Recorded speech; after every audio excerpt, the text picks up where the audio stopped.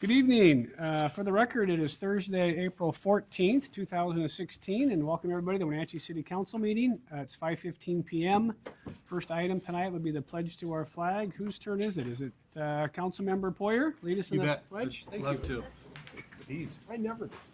I pledge allegiance to the flag of the United States of America and to the republic for which it stands, one nation, under God, indivisible, with liberty and justice for all.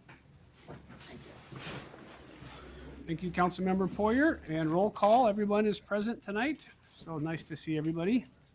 First item would be our consent items this evening, which includes agenda vouchers, minutes from the previous meetings, and declaring some property surplus to the needs of the city.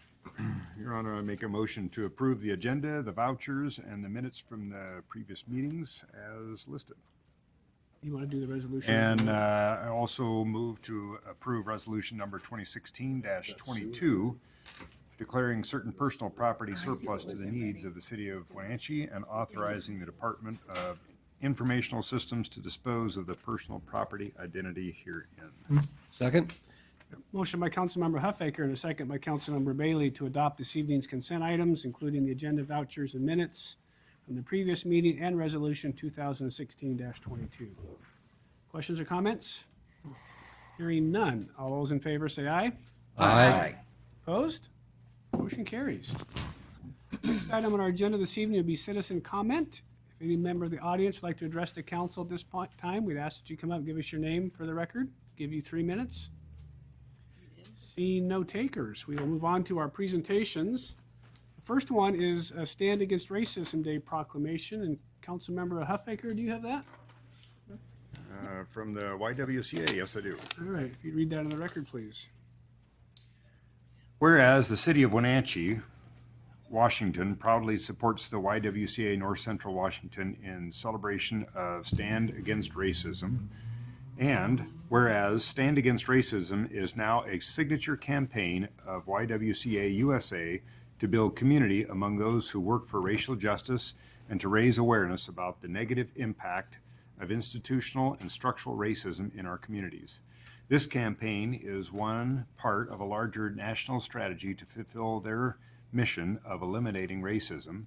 And whereas founded by YWCA Trenton and YWCA Princeton in 2007, Stand Against Racism quickly grew to have a national presence by 2010, when an additional 80 YWCAs across the nation took a stand.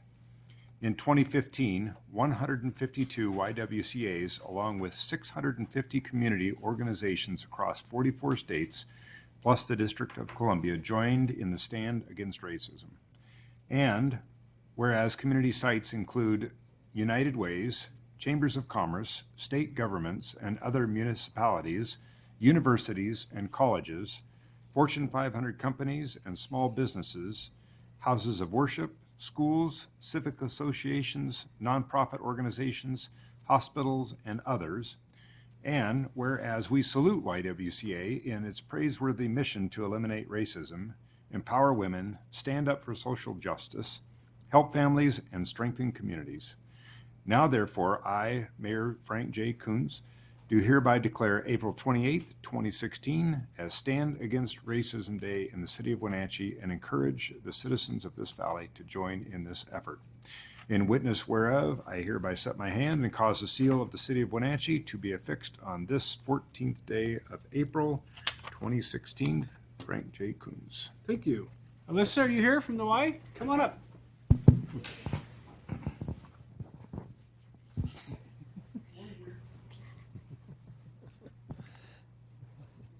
Say 2 words. You have a microphone for you. Sure. I just wanted to thank the City of Wenatchee on behalf of the YWCA for partnering with us and endorsing this event. It means a lot to know that our city stands behind our work and our mission to eliminate racism in our community. So thank you very much. Our pleasure. Thank you for taking your leadership on this.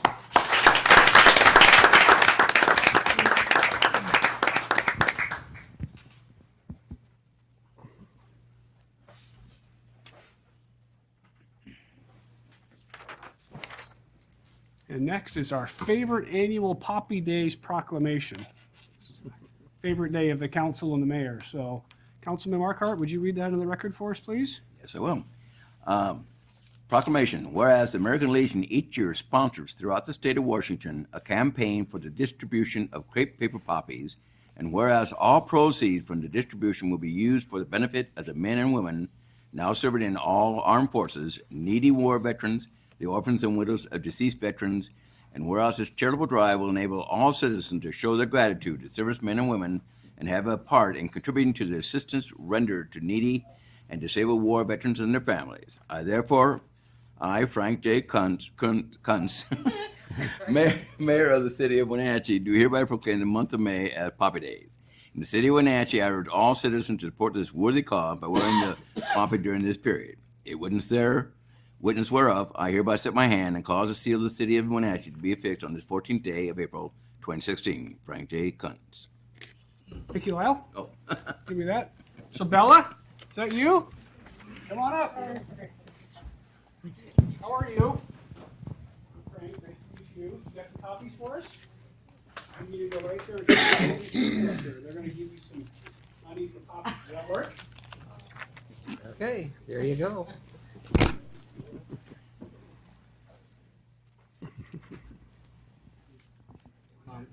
Here you go.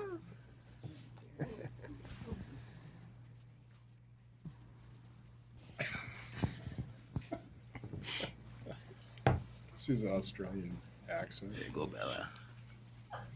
Can you make that choice? Where does it come from? That's funny. Very much. Thank you for being here. Thank you. You didn't get into the wine already. We're together. Oh, there. Where did she eat lunch today? You're so kind. Thank you. Thank you, hon. Oh, yeah. Poppy? So do you want the microphone? You got a few words to Someday say? I'm gonna Got decorate buttons. my Christmas tree with poppy. I had to do a little improvising. You know, they used to have buttons, they don't slice them anymore. I know, yeah. So, Tell everyone to get their money out. Hello, my name is Isabella Rose, and I'm here representing the American Legion Auxiliary as a poppy princess. This is my mom, Deanne. She served in the Air Force and now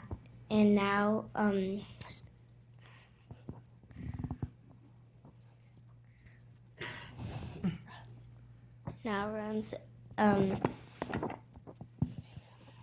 female veteran group.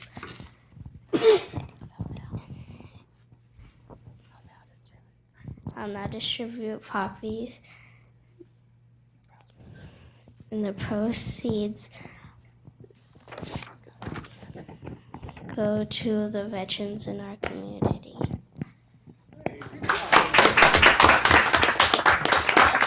gotta go over there. Because they need to see you too. They've got stuff for you. Busy girl. work the crowd. Thank you. Thank you. Thank you, Bella. Thank you. Nice job. Good job. Thank you, Bella. All right, while Bella's working the room, I think we'll go ahead and continue down our presentation. So, first action item tonight is regarding an application of an RCO grant. I think it's an RCO grant. Thank you, David Mr. Mayor. Erickson. Yeah, Dave Erickson, Parks and Recreation Director for the city. This should be a fairly familiar item for you because we did bring a similar item to you a couple of weeks ago. We have two different resolutions here requesting authorization to apply for two different grants. One is a Recreation Conservation Office WWRP grant for Hale Park. One of the cool things about this is we'll be able to use the Land and Water Conservation Fund grant that we got authorization for at the last meeting as a match for this grant. And we can use this grant as a match for the Land and Water grant. So we can match them against each other. So it's kind of fun. Similar with the other resolution in here, this is another grant with the Trust for Public Lands for Kiwanis Met Hale Park. same sort of deal, same grant programs, matching them against each other. So best case scenario, we get both grants and we are under construction on both projects in 2018, kind of in the middle of the road. If we miss on both, we're not out anything. And then kind of the worst case scenario, I think, is if we get one grant, but we don't get the other one, because then by 2018, we'd either have to come up with additional funding for the match, or would just not accept the grant at that point. So this is kind of the first step. It's a long process. Applications are due May 2nd. We'll do presentations in May in Olympia, again in August, and then we'll find out by the end of the year where we rank, and so we'll have a pretty good idea where we stand. With that, I'll try to answer any questions you might have. We did review in Finance Committee again, and it looks like a pretty safe bet. We have the right to cancel right up until the last minute, so if things don't go well, we can say no, thank you. Out of Dave Erickson, they're going to go well. He gets every grant he's ever applied for, so. He's the grant king. I don't think you've ever given any money back, have you, Dave? I like to keep it if we get it. Yeah. No, we'll try to find a way if we miss Okay. on one, for sure. Your Honor, I'll make a motion to adopt resolution number 2016-20, authorizing the submission of an application for grant funding assistance for the Hale Park construction project RCO number 16-1666D from the Washington Wildlife and Recreation Program to the Recreation and Conservation Funding Board as in Chapter 79A.15 and 79A.25 RCW, WAC 286, and other applicable authorities. Second. Got a motion by Councilmember Huffaker and a second by Councilmember Poyer to adopt resolution number 2016-20 regarding grant for Hale Park. Any questions or comments for Dave or the council? Hearing none. All those in favor say aye. Aye. Opposed? Motion carries. And the next resolution then? Same song, second verse. Song, second verse. I'll make a motion to adopt resolution number 2016-21, authorizing the submission of an application for grant funding assistance for the Kiwanis Methal Project 16-665D through the Land and Water Trust Conservation Fund to the Recreation and Conservation Funding Board as provided in Title 16, USC Chapter 4601-4 as amended, 79A.25 RCW and WAC 286 and other applicable authorities. Second? Motion by Councilmember Huffaker, second by Councilmember Bailey to adopt resolution 2016-21 regarding grant funding for Kiwanis Methal Park. Questions or comments? Hearing none. All those in favor say aye. Aye. Opposed? Motion carries. Thanks, David. Thank you. Next up, we got Assistant City Engineer Jennifer Salgan is going to bring us a couple of projects. Jen, how are you? Thank you. Good evening, Mayor and Council. I'm Jennifer Sagan, the Assistant City Engineer here. And I have a couple things for you today. The first one, we're hoping to get your blessing to award the contract for construction of our 2016 Pedestrian Safety Improvements Project that we just received bids on 2 weeks ago. The project itself, just to give you guys an overview, I have a couple pictures so that you guys can look at it while we're talking, and just in case you get questions later. Hopefully I can navigate up and down on this. So the project combined 2 highway safety improvement grants that we'd received. We have 4 locations where we're installing curb bulb outs to get the pedestrians out a little farther, more visible, and less crossing distance across the state route. And then this display shows where those are at. There's one at Chelan and 9th crossing Chelan Street. And then the other intersections are Chelan Avenue and Palouse, Chelan and Yakima right out here at this intersection, and then South Mission and Orondo Avenue. You can see down in the lower left corner just an example of what one of the typical bulb outs will look like. The project also will install 2 sets of those rectangular rapid flash beacons up at Ferry and Methow for crossing of Ferry Street, and Washington and Elliott for the crossing of Washington Street near the elementary school. And then finally, Oh, where'd they go, Tammy? We're installing a Hawk pedestrian beacon, which is essentially, it kind of looks like a traffic signal overhead, but it's got three indications on it, 2 reds and a yellow, like you can see on the screen. It'll remain dark most of the time, but when pedestrians touch it, it will flash yellow and then flash red and then a solid red, so the drivers actually have to stop. And this is part of replacing the flag system down at the south end of Wenatchee. So anyway, we got great bids. We had 6 bidders on this project. Our low bidder was the W.M. Winkler Company out of Spokane with a bid of $899,000. It came in lower than our engineer's estimate, which is a bonus, gives us a little contingency for just in case. And I'd be happy to answer any questions you guys have. So this contract gets awarded and the construction starts in the next 30 days or so? Yes, construction will start in May. We said it had to be after Apple Blossom, but we're looking more at mid-May, and it's a 60 working day contract, so about 3 months total. And most of the work is concrete work for the curb bulb outs. It'll be daytime work, but it'll be just like 1 lane at a time closed so traffic can get around or have really short detours. And that will be on, those bulb outs will be on each quadrant of the intersection, so for each. Correct, except So at Palouse, there'll be the 5 for that 5 Right, intersection. because of the Douglas Street. Right, and they essentially stick out. There's parking lanes on all those legs of the roadway, so the parking lanes are, I think, 7 feet through there, so it sticks out 5 feet into the parking lane, leaves a little room there. So And I was curious about the Hawk signal.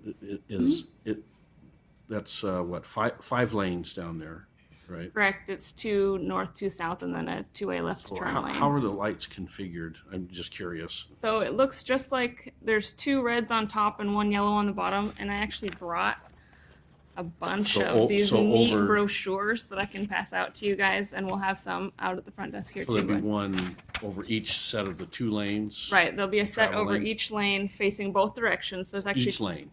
right, one over each lane. Yep, and it's black until the pedestrian touches the button. It will be tied to the signal at Ferry Street electronically, so that if Yeah. Ferry Street has just released a big platoon of cars, it won't stop them again right there at Benton. So they'll touch it. It'll flash yellow just as a warning. This is coming up. Then it'll go solid yellow to slow down, and then it'll be 2 steady red lights over each lane, and that's when the cars will stop. There'll be a stop bar across the road to show where to stop and associated signing. And then once the time limit has passed for what it would usually take a pedestrian to cross, the red lights will flash, and then it'll go dark again. Does the pedestrian get any kind of Yeah, indication? that's going to be that my it's- question. Is it- Yes, they'll have a standard pedestrian head that shows the walk, don't walk symbol. Oh, okay. And it'll also have the audible pedestrian things that we put in every time we Another work on question was, signals it's with gonna have the audio. don't walk, and then it beeps at you when it's safe to go. Hurry up. This is but- great. But this is the only intersection we're doing in that area? It's just this Yeah, one? so far. That's what we put in for the grant, was just for one of them.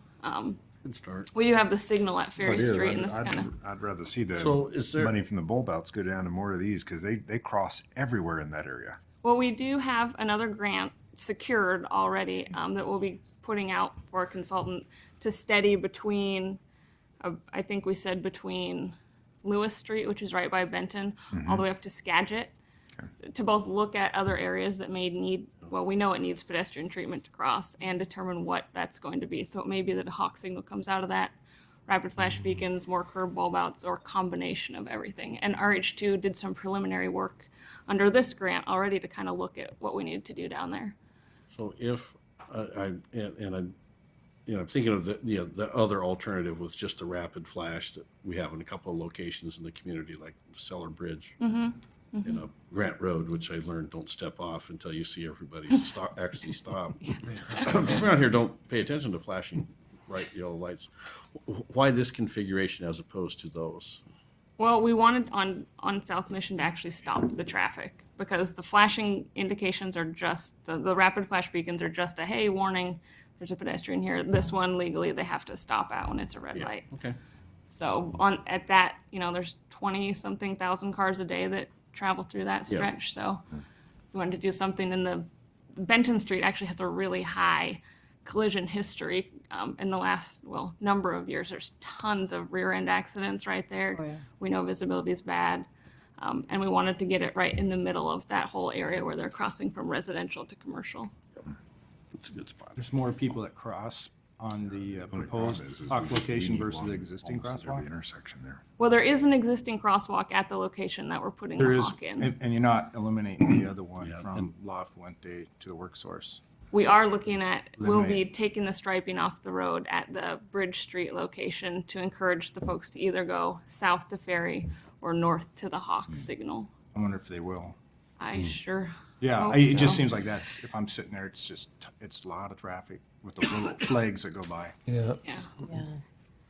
And these, I really like this idea We because, have flags now at all those intersections, but right. but I don't think they work very well. I really like this idea.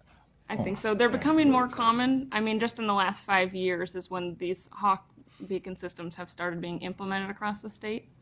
But they've been effective so far from what we've seen. Good. So this could be Yeah, the first of a couple that we put in. I don't know. I like the, on that busy a street with that much traffic, I mean, you gotta have something like that. Unlike, others have kind of suggested here, I guess, that one at La Fuentes, which is kind of the one where when we go to dinner there, I've seen more than one near miss down there and whatever. I guess I'm kind of questioning whether you're going to divert people to not try to get, because if they're headed across the bridge, they're going to go south. They're not going to walk north.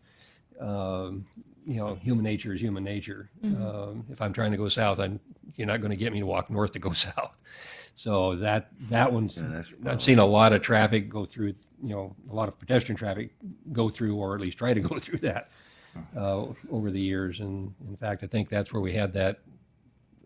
There was There was one fatality at one Bridge fatality, Street, yeah, right? it was the fatality, but it got hit in that, and it was that intersection, not that north one. So Right. We did have our consultant, Petite Engineering out of Seattle, put this project together for us, and they did a study of the area to determine placement of the Hawk signal. We had originally thought Bridge Street, looking through collision histories, pedestrian traffic patterns. Benton actually lines up right with the front door of DSHS. The new Dutch Brothers is right there as well.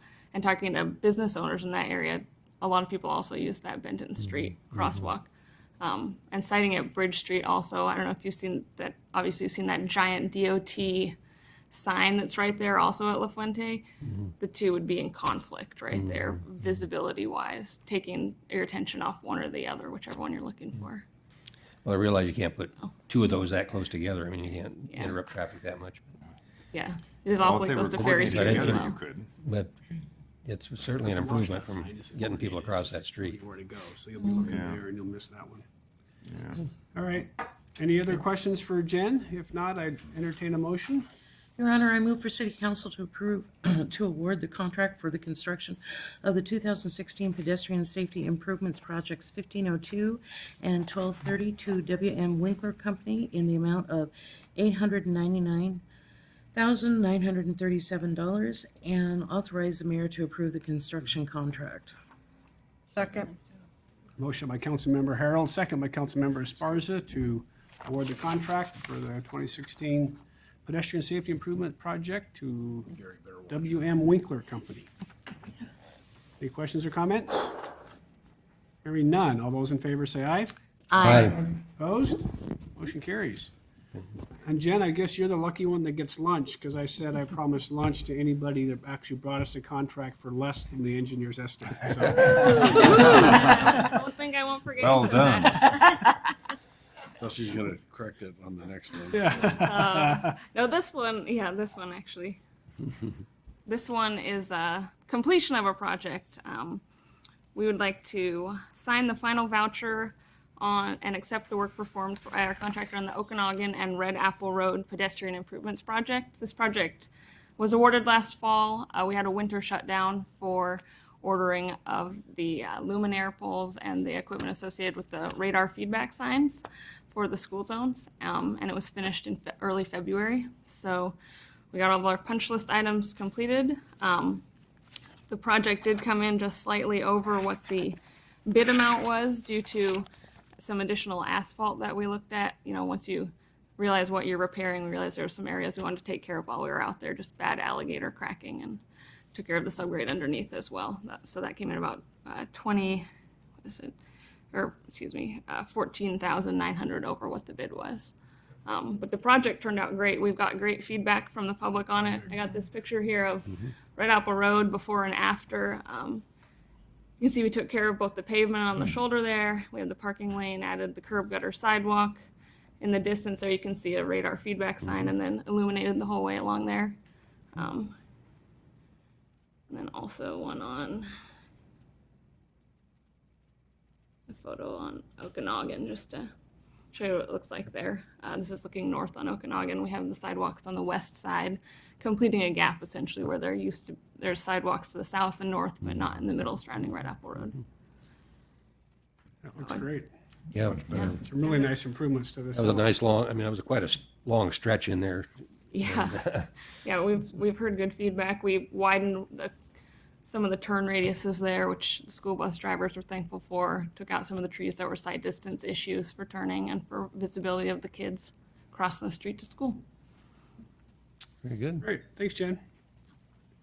All right, I'd entertain a motion to accept the work. Well, Your Honor, I move the City Council to accept the work performed by the contractor Smith Excavation on the Okanagan Red Apple Road Pedestrian Improvements Project number 1314, and further authorize the mayor to sign the final contract voucher on behalf of the City of Wenatchee. Second. Motion by Councilmember Bailey, second by Councilmember Markart to authorize the mayor to sign the final contract voucher on behalf of the city of Wenatchee for the Red Apple Road Pedestrian Improvement Project. Questions or comments? Hearing none. All those in favor say aye. Aye. Opposed? Motion carries. Jan, thanks so much for being here tonight. you. Just one thing, and I bring this up every even remotely appropriate time.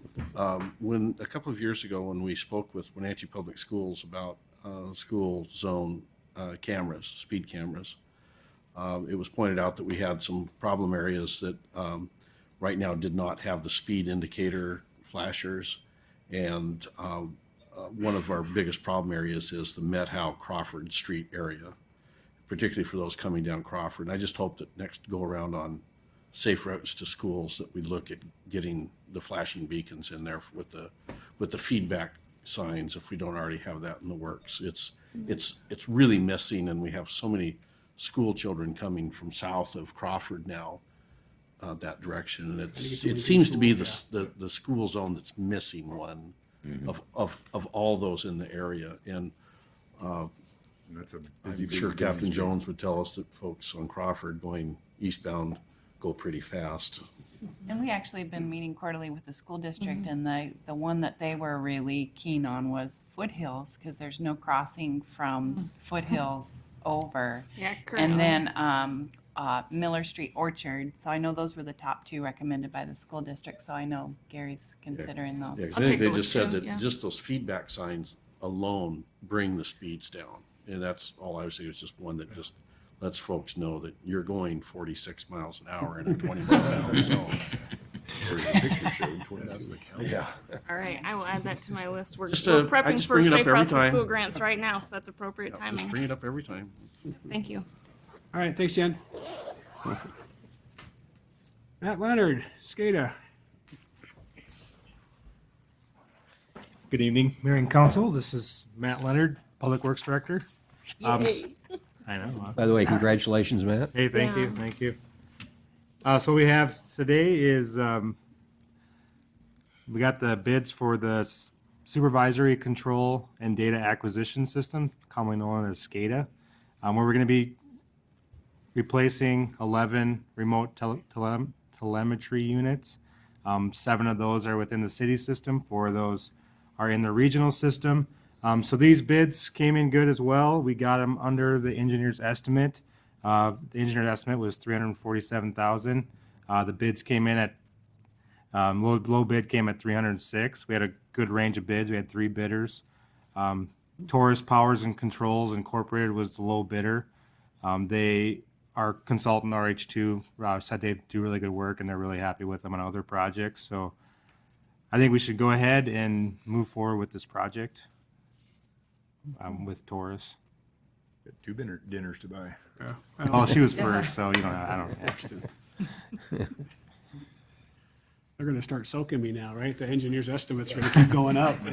I'll pitch in a few of those dinners. I like it when they come in. Just an estimate, right? Yeah. And so one of these SCADA systems goes on every one of our, I mean, I see all the different. Yeah, so they'll go on all of our booster pump stations and reservoirs. They're what tells us when the pumps at the regional should turn on and off. And then they're also at the different meters, so we'll know how much water each entity is taking. They're actually not working right now, so the regional operator was like, make sure you get this thing funded. So we've been just limping them along. We haven't wanted to put any money into them since we knew we were going to replace them.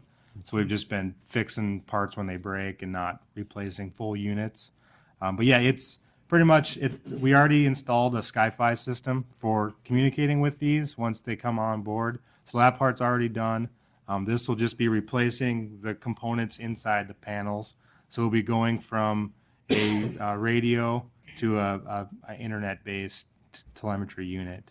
It'll be a lot faster. We'll be able to get a lot more data, and we can monitor things a lot better. And if approved, like when would the project start? So this is actually part of the regional system, is what regional project that's going on right now. So that's the first one they're doing right now, and then we'll go in right behind it. So our plan is to get it done as soon as possible this summer. So we should have it done before the fall. Before regional motor control upgrades goes online, this has to go online. Mm-hmm. And it won't affect like the No. the water usage? No, it'll we'll make sure we do one unit at a time and get everything swapped over. And what's really nice about the system we're going with, RH2 is the one that does all the coding and all the setting up the SCADA system. So then right now we have a company out of Spokane or Seattle, I think, that does it. And we're having a really hard time getting them to come over here and work on our stuff. So now we'll have local support if we have issues, and also with getting this set up. A lot of the costs are their costs for getting it programmed. Great, thank you. This is actually the one that Dan started quite some time ago. It's just been in the works. And is this the last addendum that we'll see on this, or is there anything else? Is it the coming up? iceberg? Another iceberg? Yeah, this should be it. I was thinking we were getting close to the end. So the construction though out at Regional Water with all the soft starts and all that, that's done and going okay? That's going good. Yeah, it's they're getting close to they could put the insulation in the building today. We got one more power outage to do. Douglas County needs to do the PUD needs to do some work on switching over some transformers. So we got that, and our actual motor control units haven't showed up yet. They're thinking the end of May is when those will show up. There's a long lead time. They have to be specifically made for our system. So once those get in, we should drop them in and start switching over one pump at a time. And I think we should be. Seems to be going good so far. And then when we get it all put together, we're gonna go out We'll do there. a tour. Yeah, we'll go out and see what you did. Yeah. Great. Perfect. All right, I'd entertain a motion if we had one. Mayor, I make a motion for the city council to award the contract of the construction of the domestic water SCADA system upgrade, project 1518, to Taurus Power and Controls Incorporated in the amount of $306,157.37, and authorize the mayor to approve the construction contract. Second. Motion by Councilmember Poyer and a second by Councilmember Harold to award the contract for the SCADA upgrade to Taurus Construction, or Taurus Controls. Any questions or comments? Hearing none. All those in favor say aye. Aye. Opposed? Motion carries. Thank you, Matt. All right, thanks. Very good. Mayor's report. Not exactly sure where to start. It's been a while since we've seen you all here. Obviously, we hired a new public works director, so that part went well. So we've welcomed Matt, and he's going through what's the process that staff's running you through to learn what's going on? Onboarding. So we're onboarding Matt, so he's had to meet with Deanne and everybody, so. Not to be confused with I'm waterboarding. gonna say, we still got waterboarding, yeah. That sounds very close to that. I'm sure it's some sort of a hazing ritual. I don't know what it is, but anyhow, he's doing a great job, and we're glad to have him. And we'll be doing our first set of interviews for a new police chief next week. We got a group of about 8 or 10 on the panel. We have, I believe, 5 folks coming in. Captain Jones is one of them, with former Captain Dresker as well, are the 2 local candidates. So we're starting that process. Our DDA bill that we had in Olympia to try to help us do local revitalization financing kind of stuff on North Wenatchee Avenue did not get out of the legislative session. In fact, Senator Parlett's none of her fire bills made it out, which included that one as well. So that was disappointing, although it sounds like there'll be an effort to try it again. Although when we try it again, we will not have Senator Parlett there to help us, because she is, of course, announced her retirement. So sad to see her go. She was quite a worker in Olympia and did a lot of great things for our region. So wish her the best. Allison, what else was on our list? So we have an invitation, the college, we had a sister city visit from Nanju, so the college is putting together a group to travel back there. The city has not paid for this in the past, but I just wanted to give you all the itinerary in case you wanted to consider it. It's September, looks like 5th through, or September 3rd through the 12th, so there's the itinerary. And there'll be some folks from the college going, as well as some of the local interpreters. Thank you. They'd love someone from the city to see their innovative new city, Nanju. And I did a video congratulating them on their innovative new city just the other day. Did that video work, Tim? Excellent, good. Thank you for doing that. So if you're interested, contact Allison, and she can hook you up with the appropriate folks. Next week, we'll have a work session, and so it will actually be at the community center. We're going to do the ribbon cutting for the sidewalk project. And then we're going to go into the community center and get kind of an overview of this sub-area plan for South Wenatchee. I think they're to the point now where they're ready to present. Is that right, Steve? Am I doing a presentation here? Or there. Or is it happening here? Well, no, There's the open house, whatever you want to call it, at the community center, but I thought I was doing a presentation. oh, so we may come back after the ribbon cutting, do the presentation here, and then go back to Got the it. open house. Okay. Okay. Is there still another work session topic here? No? Oh, that's the only one. Oh, okay, yeah. I hadn't communicated Okay. that to you yet. All right, so it sounds like we're going to do a ribbon cutting, then we're going to go to the community center. And Steve, you can give us a presentation there. What time does the community open house start? 5:30. So it'll just be a walk around thing. So, Okay. Yeah, if you guys want more presentations, like we can do it. Okay, so that's what we'll do next Thursday, is we'll be down at the community center after we do the ribbon cutting for the sidewalk project. What else, Allison? I think that's it. Okay. Council members? Oh, AWC Emergency Management Forum on the 27th. So if anyone wants to sign up for that, I think the mayor and Steve and Jim Bailey will be there. I'm headed off to Durham, North Carolina that last week to go with the America's Best Communities group. Very good. And I think they're all kind of planned up and they're working on their Working on their presentation? pitch, yes. Okay. Mm-hmm. I wish you guys the best of luck back there. I'll see you before then, but And we're gearing up for Apple Blossom. So there's some nice new maps that are being put together by the Criterion folks after working with the tourism promotion area people to make sure they're planning out entrances and exits, because on the Grand Parade Day, the street will be closed all day. And we have been working with the PUD and the Apple Blossom Festival to relocate a portion of the carnival.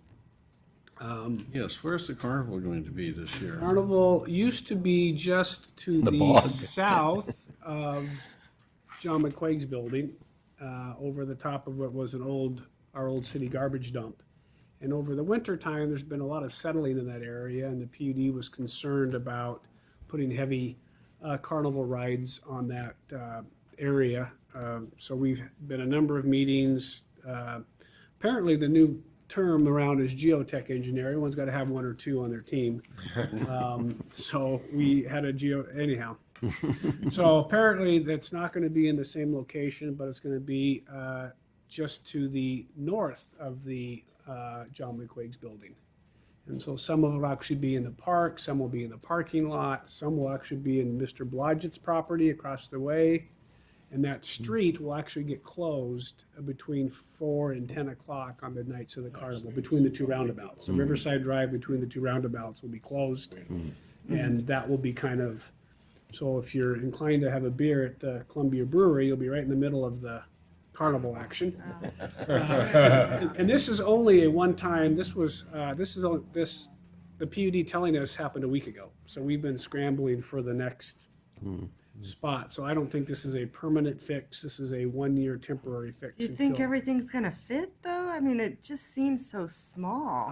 They will, again, once you have Blodgett's property across the way, which is 3 or 4 acres, you may find most of the big heavy rides over in Blodgett's property. You may see just some of the kid rides and some of the food vendors maybe in the parking lot area. So think about having the road closed and think about people meandering down Riverside Drive and then going across the street to the big rides. I think it'll work okay. So our aerial photo that's in the mayor's office was taken when the carnival was operating. So we're able to look at that and then look at the other area, and it's you know, I it's remember close. when it was at the intersection of Stevens and So- Mission. And there was one traffic signal hanging there. The Blodgett property, Where that's was it, Mark? just We were trying to remember dirt, where isn't that it? was. It's no, there's no grass. They'll cut it Mission. down and it'll be fine. Okay. And Stevens, That that used to goes be a across the park. bridge. When they have it in the park, it Yeah, all where gets the parking trampled right down, is. it's just Okay. There. dead packed grass. That's where the It carnival just doesn't is. seem that big as you Oh. drive through. One Maybe I traffic just signal never in that paid really intersection. that much Yeah. attention. It just doesn't seem big though. It's Straight. mostly about trying to get people to Probably move. elm tree. And you don't want a big square, and so the I corner, just they'd think, set up the we'll entrance see. there, It's and just then it's just for circus 10 played there days, as it's well one time. when they came to town. See how it goes. It is what it is. I can just hear the complaints from Riverside 9. Steve's already been complaining. He lives at Riverside now. Our first complaint already. I already got a letter from him. Haven't even made any sound yet and he's complaining. I did not attend the Downtown Association meeting this morning. There was really, I did. There's really nothing. It's Girls' Night Out tonight, downtown Wenatchee. Yeah. It is cooperative. Other than that, just business as usual. Nothing So, really fine. highlighted. I went to the Massawa Sister City board meeting last night, and things are moving forward. They won't They're be. coming for the fall, right? Yes, they're coming for Wings and Wheels, and they won't be here For Apple Blossom. for Apple Blossom. And then following the board meeting, we went in for a quick reception in the East Wenatchee council chambers for those people who are going to Who represent Japan, us? Oh, to good. Massawa in August. Good. And there was quite a delegation. In the meeting, I found out something very interesting, and I thought it was really neat. Apparently, they just went over and visited the Japanese consulate over in Seattle. Okay. And we found out that there are a lot of sister cities in Washington State, a lot of people doing this, but we are the only ones, we have the largest group, and we have the most attendance of people going back and forth. Yeah. And they were just really impressed with what we were doing. So. I don't know if we sent 20 people last time, but it was a Yeah, bunch. there was probably 20 going in August, so at least. We need a sister city in Ireland. I agree.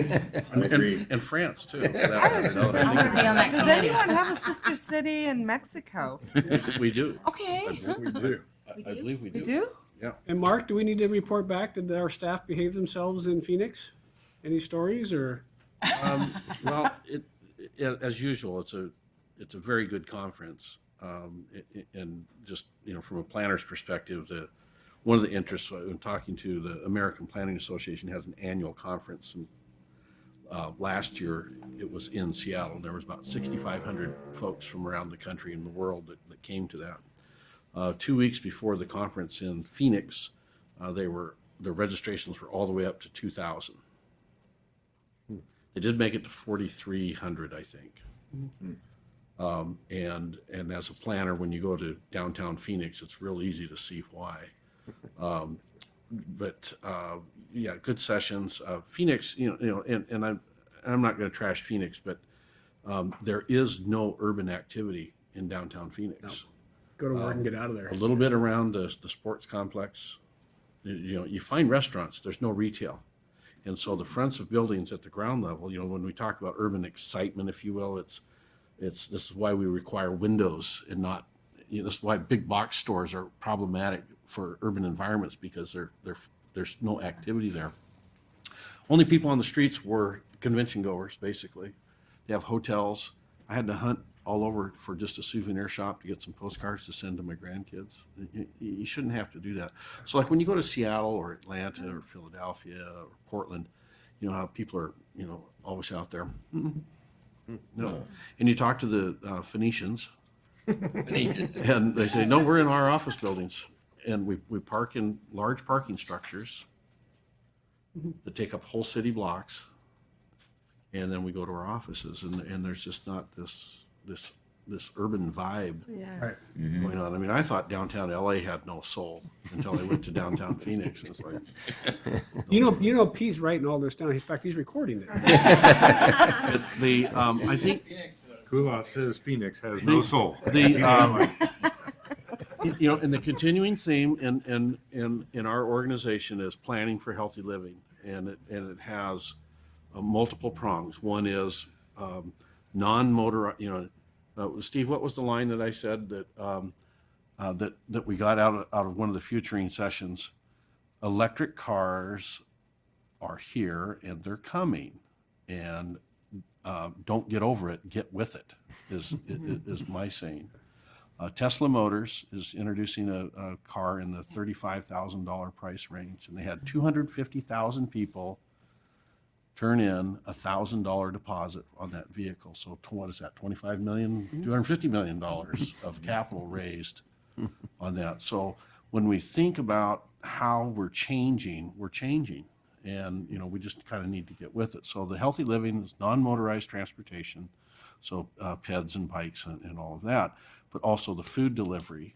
And actually, I was talking to Dave Erickson beforehand. I'm kind of a community gardening nut, and it's stores as well as people growing, and again, when you look at where do you buy groceries from this point south, where do you buy groceries and get fresh fruits and vegetables? 2 places.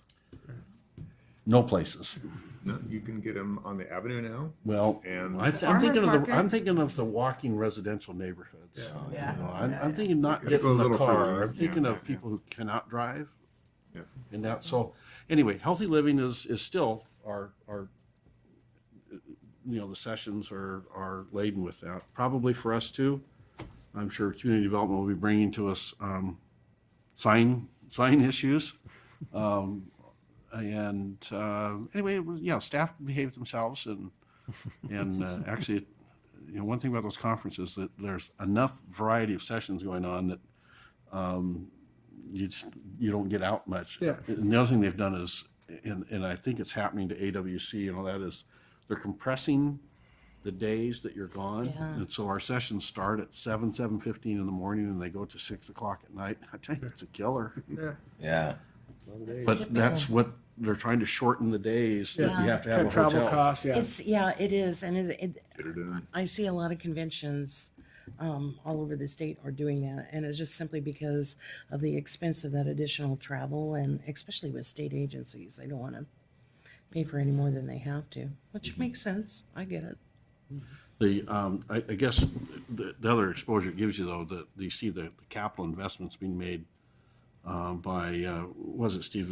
Arizona State University in particular, just millions of dollars that they're investing in downtown Phoenix, and what they're doing with bringing in student housing, and then the partnerships that they're creating with the city of Phoenix and Maricopa County. Because if you have college students coming into an area and they have nothing to do, as I described Phoenix, it's hard for them to recruit and have their programs. So they're making significant investments, and it's all around a theme of art and culture.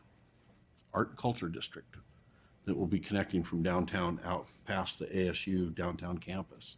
They have their medical school, the Sandra Day O'Connor new law school. Yeah, I mean, they're millions of dollars that they're putting in, and it's going to revolve around art and culture. Anything else for other council members? Just a couple of items. Just first of all, Tammy, thank you for the wellness program She's our and wellness hero our again. success with that.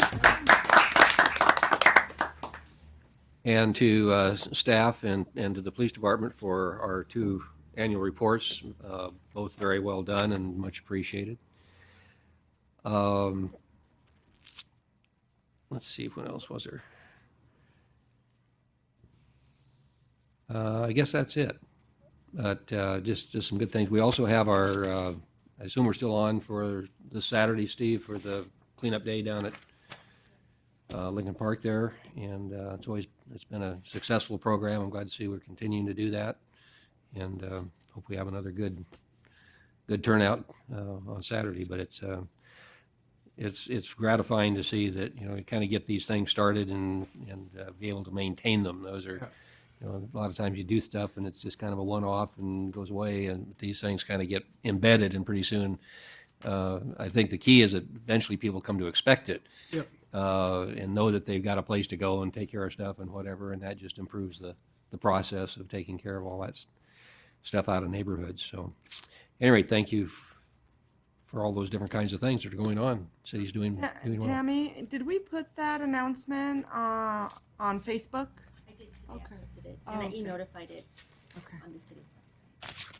Okay, we're having a Fly into the Future campaign, redesign campaign kickoff at the museum on May 11th from 4:30 to 6:30. And I got an invitation to that, yeah. Okay, I'll I be just down want there to for that. bring yeah. that up. Yeah, we all got that. The Russells provided some money Okay. for that kickoff party, so that's going to be pretty interesting. Good.